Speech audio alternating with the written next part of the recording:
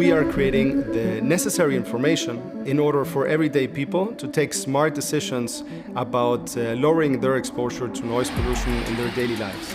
And we're doing this by incentivizing everyday people to deliver their surrounding noise level data as easy as through a gamified smartphone experience.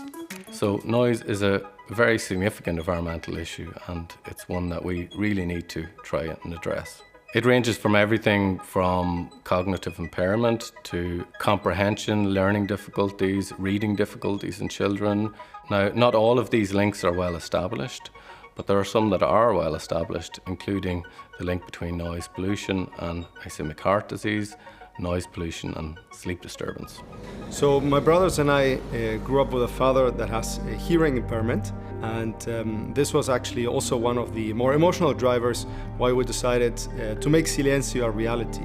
Having worked on crowdsourcing environmental data before with our experience with first generation deep ins, it kind of was self-explanatory for us that noise was the way to go, given that we felt that we could be creating the tools that we did not have in our childhood.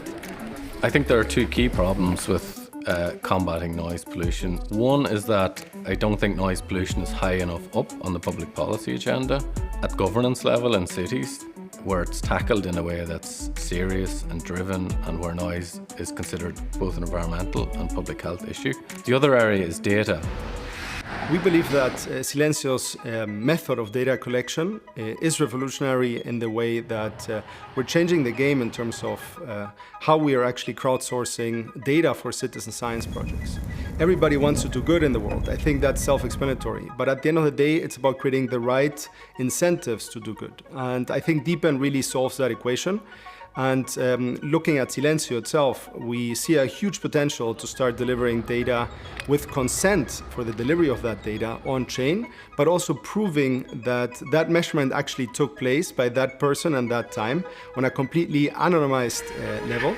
And this is unprecedented as of today, if we're looking at more classical ways or industries of crowdsourcing data on a global scale.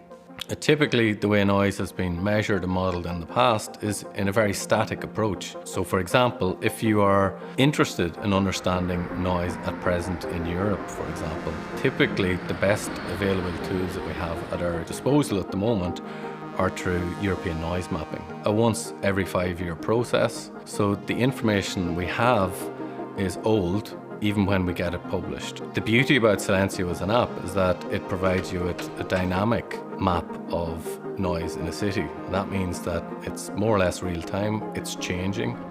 Having a smartphone-based approach means that we're looking at over 7 billion potential devices that can be onboarded into this network. And that idea in itself, we feel it's really huge, and we're very eager to see what other applications we're going to start seeing in the near future by tapping into idle infrastructure.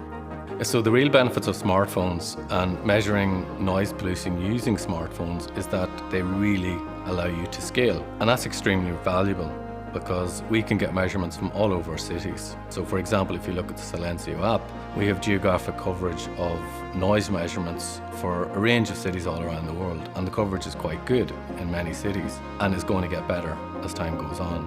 Silencio for us is much bigger than a blockchain-driven company, than a data company. Essentially, it comes to the core of democratizing how we gather data nowadays, but also how we commercialize that data. It's about bringing a bigger vision of Web3 and hopefully creating the platform to onboard millions of people from the Web 2 to the Web 3 world, and really changing our distribution and value perception. I envision a future in which a lot of the decisions you take on your day-to-day life, specifically focus on your quality of life, are going to be guided by Silencio, directly or indirectly. So the next time you're actually looking for a new home or a new office space, you will be able to probably compare certain locations on a hyperlocal level to one another, understand what are the differences between a Sunday or Monday afternoon, and what are the main sources of sound in a given location.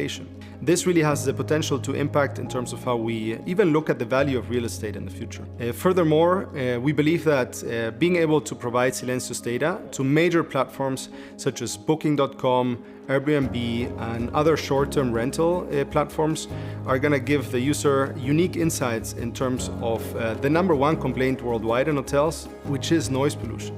You're going to be able to select a quiet hotel before you fly across the world and without having to be surprised by a sleepless night.